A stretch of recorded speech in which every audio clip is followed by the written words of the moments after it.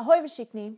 It feels like only yesterday I was celebrating my 8th Prague anniversary, and I recorded it in this video if you're interested. It was exactly 9 years ago that my husband and I picked up all of our belongings and our cat and moved it all to Prague, Czech Republic, and we haven't looked back. So to celebrate, I thought it would be fun to try to go back into my memories and remember these things that were so odd to me back then that are like totally normal to me now. But first, I want to thank this week's sponsor, NordVPN. So you might wonder why you need a VPN or what one even is. Let me tell you a little story about what happened to me 9 years ago, right around the time that I moved to the Czech Republic. I was using the internet just like any normal person. I was downloading apps and making payments online, and I thought that everything was perfectly safe and secure. Then one day, I received a letter from my bank telling me that someone in a totally different country was using my name and my banking information to try to buy a new BMW. They had opened credit cards in my name and spent thousands of dollars for which I was now responsible to pay. If I had had NordVPN keeping my phone and my computer safe, the internet thieves could not have accessed that information. Here's how it works. When you send your personal information through the internet, you leave yourself wide open to nefarious actors lurking on the web. NordVPN routes your internet traffic through an encrypted tunnel, blocking access to anyone attempting to steal it. Like an armored van, it takes your information from point A to point B safely. After months of talking to car dealerships and jewelry stores and credit card companies and banks, I finally cleared my name, but I would not wish that inconvenience on anyone. So if you take internet safety seriously, click the link below to get 70% off and 1 month for free when you use the coupon code DREAMPRAGUE at checkout. When you do so, it helps me support this channel so I can keep bringing you more stories of my life in this beautiful country in the middle of Europe. Tak jedeme dál. So the first thing about my experience coming to Czechia initially was that I was really timid. Now, I'm not a timid person. I used to, drive into downtown LA and park in the dark and walk, 4 blocks to get to a bar. I wasn't afraid of my surroundings. But for some reason, I was really afraid when I arrived here. I was really afraid to take the metro for some reason. I would only take trams. I felt like if I could see what was on the street, I wouldn't get too far away, but as far as I know, I was gonna be spit out of the metro at the edge of the city and not know how to get home. So I think it took me like 5 months before I ever took the metro on my own. I was also afraid for my safety. There was a park near where I was staying, Rigrak. It's like in the center of Prague and it's totally safe. But I remember walking through at night with a bunch of the other Americans who had moved here at the same time. And I remember lecturing my roommate, who was a lot younger than me, and saying like, I don't think you should ever walk through this park at night. If you need to walk through this park, you make sure that I'm with you. I just have this idea from Los Angeles that parks are really dangerous at night and you never want to be caught alone at night. Now I just walk through parks like I feel completely safe here. I mean, I walk my dog at night and you've seen him, he's not too threatening. And I just feel completely safe in Prague. So food was the first thing that you notice. Like you go to the grocery store, actually in our dorm room, we were living above a little večerka, and that's where we bought groceries. And because I wasn't super familiar with things, you just kind of like start off with something like, well, that's broccoli, or that's a tomato, something that you already know. And so pretty much every day I was eating eggs, scrambled eggs, or an omelet. And I remember talking to my husband and saying like, wow, these eggs are so yellow. Like in the United States, they're a lot paler. I mean, not everywhere, but the ones I was used to. And here they're very, very, almost orange, the yolks are. And I was telling him, yeah, the yolks are so orange and the butter is so delicious. It's like clear and it kind of sizzles. My husband was like, I don't think that's butter. And I was like, well, let me figure it out. So I looked at the package, and I think I might have had like a translation book, and I looked up the word sadlo and quickly realized that that meant lard, not butter. So I basically went through an entire block of lard my first month living in Prague. Another thing I did was I bought what I thought was yogurt, and I thought, oh, it's like kind of runny. I don't know, maybe the fridge needs to be colder. And it was smetana, which is like cream. It wasn't even yogurt. So these things that you think are like, that's clearly butter, but you can't read it, so you don't actually know what it is. So I think everybody kind of goes through that when they first arrive. Now, of course, I'm in a rhythm. I know all the different types of food. I can go through the grocery store blindly and know what I'm getting. But that was a little tough to get used to. Another thing was that I was dressed completely inappropriately. So the first thing is that I arrived in what was one of the coldest winters a lot of Czechs told me they could remember. The temperatures reached as low as negative 22 degrees Celsius. That's negative 7 degrees Fahrenheit. Like, it was really cold. And I never had worn layers. I mean, I was from California and I'd lived in Japan, the warmest part of Japan. And so I was just totally out of my element, and I'd wear these like skinny jeans that are like millimeters thin, and I was just cold and didn't know how to dress for winter.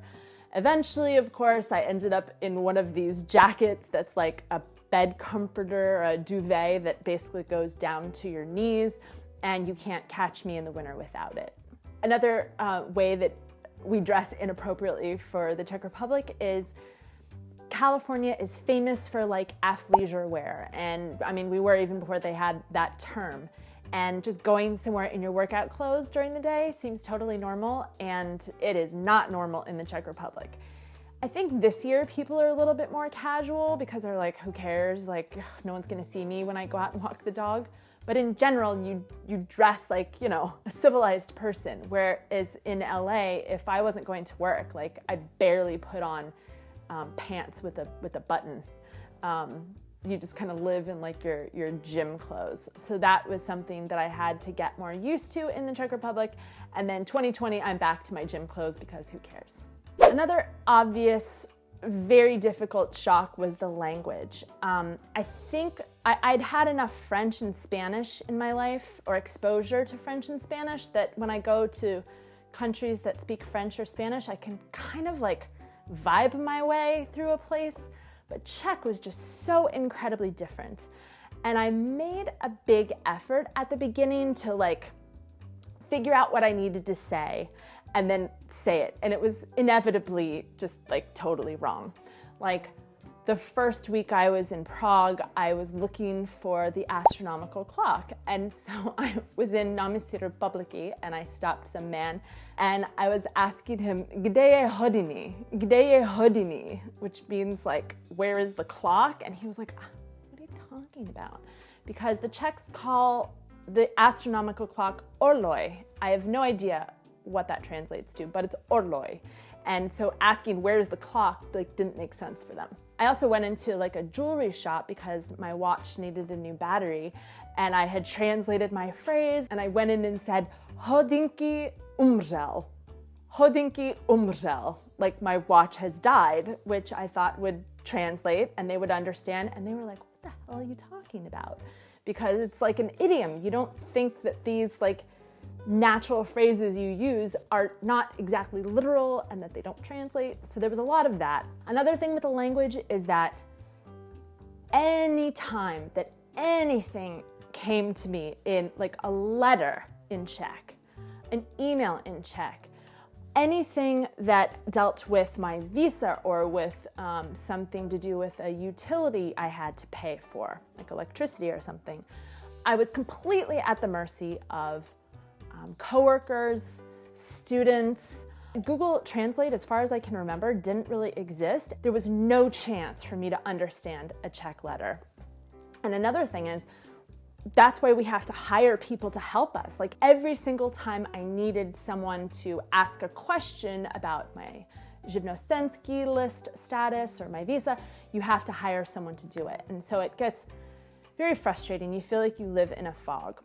And actually, last couple months ago was the first time that my husband and I went to the Urjad, and I knew what I needed, and I was like, I don't know how to say it, but I'll figure it out. And I felt like confident that I could get through it, and the lady was so helpful. And it's just been 9 years, and I finally feel like I can get through a conversation if I have to.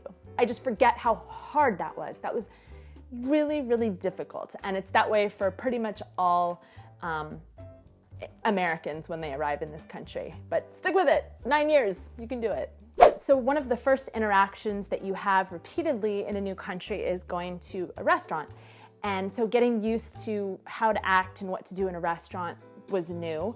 So the way they do it here is that if they give you a bill, let's say it's for 480 crowns, what the Czechs do is they will just say 500, and then the server keeps all of the money. And I would constantly just like 480, and then they'd give me the 20, and then I'd be like, and here you go, right? Like leave it on the table. So it's a small thing, but it's just like learning how to tip like a Czech was something. Also, I remember getting into a kerfuffle, if I could say that, about the price of wine. So I was in a restaurant with my husband and my sister, and we bought some wine, and then at the end we paid for it. And the price on the bill was a lot more than the wine that we'd actually bought. And I didn't understand that the way the menu lists wine is by a deciliter. So it's like 0.1. 0.1 is not a lot of wine. So like you would never actually order 0.1, but that is the price. And maybe it'll be like 30, 40, 50, I don't know, crowns, probably 30 crowns per deciliter. So you'd order like a glass and they just automatically give you 0.2. And it's a small thing, but we were in the mindset of like, maybe I'd heard some stories about foreigners getting cheated or tourists getting cheated at restaurants. And I got so mad at this waiter for overcharging us for wine. And it was totally my fault. I hope he's watching, I'm sorry. But it was totally my fault because I didn't understand that like, no, you actually pay by the deciliter, even though a glass of wine is like 2 or maybe 3 deciliters. So just kind of understanding those little things, those took a while. Now I'm like a restaurant pro, and I know how to order. I try to practice my Czech as much as possible. The waitress usually doesn't like to carry on a conversation, but I'm very used to it now. One thing that was hard to get used to was cardboard towels. So what I mean by that is that most of the apartments that I know in Prague don't have drying machines. Now, if you're in the burbs and you have a drying machine, don't tell me everybody has a drying machine because it's just not true. Most people I know only have a washer in Prague, and then you hang your clothes on a clothes hanger in your house. And you know, I was fine with that, but the thing that is really hard to get used to is that your towels come out feeling like cardboard. Like you will never have a fluffy towel again. And I remember some newbie in some expat group asking like, how do I get my towels fluffy? And of course, all the other more seasoned expats just like jumped all over her and was like, you're in Europe, live with it. So that's just something that you get used to, and yeah, no dryers. I mean, another problem with that is when I first arrived is that, you know, you wash your clothes and then you think, oh, I'll wear those jeans tonight. No, you're wearing those jeans in 2 days because they need to dry. So in America, we have a reliance upon the convenience of a clothes dryer, and that's just not the case in the Czech Republic, but it's something that I've gotten totally used to. And now, even if I have access to a dryer, like when I'm traveling, I still want to hang my clothes because I don't want the heat to like ruin the clothes. So I've gotten totally used to it. Another area that was kind of shocking for me was the workplace. When I first started working at 2 different schools, there was no training, no introduction to the facilities, and nobody introduced me to the coworkers. It was really odd. I think in America there'd be like a, hey everybody, this is Jen, we're going out to lunch to welcome her, and you just have a little bit more inclusivity. Maybe that's just my experience, but it was really just kind of nobody like kind of introduced themselves. I don't know if that's particularly Czech or if it's because we were all contract workers. We were not employees. We kind of just came and went as we needed to teach. So it was just kind of like a harsh introduction to a new workplace. Now I think it's totally normal, and like if there's a new person, I'll be like, hi, I'm Jen, but I don't need to be best friends with them. So maybe that's more of a bit of a Czech mentality. Another thing that was really interesting was my relationship with my students. So I taught adults. It was a business English school. So they were very friendly. They were my age, and they'd want to go out and get beers or maybe like get lunch with me.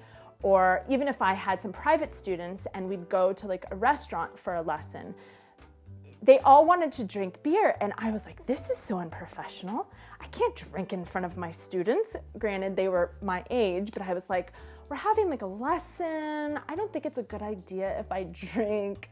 In America, you just don't drink at lunch, and you just don't drink like if you're in a serious work situation, maybe after work, you go out for drinks with people. That's acceptable, but I still felt like I was violating some like relationship rule that I was supposed to have with my student. Within the first, I think, 2 years, we ended up going on a trip with the students, and I found myself naked in a spa in the Krokonosh Mountains with my students. So the boundary of what's acceptable between a student and a teacher just kind of doesn't exist maybe in this country, or maybe it's just because I was a foreigner and it's not like a traditional school setting. But yeah, so that was odd at first, but I've totally gotten used to that. And the last thing that was really shocking to me when I first arrived was the city aesthetic. So one thing that I noticed when I would walk to school every day from Žižkov down to the center was that there were giant billboards. They were like plastic stretched advertisements on the face of buildings. And I thought it was like kind of, I don't know, tacky. It was just kind of like, oh, there's this like beautiful city. Why would you put up billboards like that? And I soon realized that that was kind of covering a building that maybe was under construction or needed to be repaired. And that was another interesting thing. Like, you can be in the center, the city center, and some buildings have been fabulously restored, and then other buildings are completely hollowed out. Like when we went to Charles University, there was a building on Pařížka, like one of the probably most expensive streets in Prague, that was just completely empty and hollowed out. And I think that actually those buildings just take a long time to get permits to rebuild, or maybe the owners don't have the money to, but it's quite shocking to see a building like that in the center of Prague, surrounded by, gorgeous monuments. But most importantly, the beauty of this city was just incredible for me. I mean, I would go outside every day and just think like, I cannot believe that I get to live in this fairyland. I mean, truly. And over the years, you just become used to it, and it becomes just where you live, and you don't walk with your head up anymore. You don't really like take in what surrounds you. But I think because of COVID and this whole year where we've been stuck inside, we're gonna get back to that wonder and that like awe of the place that we get to live. At least I really hope so. So this video has been a blast to make because it really forced me to go back to my innocence of 9 years ago and think about all of the new things, all of the culture shocks that I was exposed to when I moved here, and just how far I've come. I want to hear from you. Have you ever moved to another country and been totally shocked by some part of life there, and then after a couple months or a couple years, you just grew to think it was normal? Let me know in the comments below. Again, I want to thank NordVPN for sponsoring this video. Don't forget to click the link below if you're interested in internet safety. Uvidíme se příští týden. Ahoj.